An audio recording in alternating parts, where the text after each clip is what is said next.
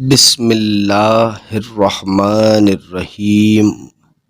شروع اللہ کے نام سے جو بڑا مہربان اور نہایت رحم کرنے والا ہے۔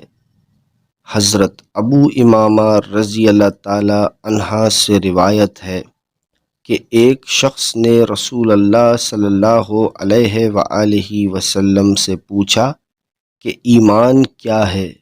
آپ صلی اللہ علیہ وآلہ وسلم نے ارشاد فرمایا کہ جب تم اپنے اچھے عمل سے مسرت ہو اور برے کام سے رنج و کلک ہو تو تم مومن ہو۔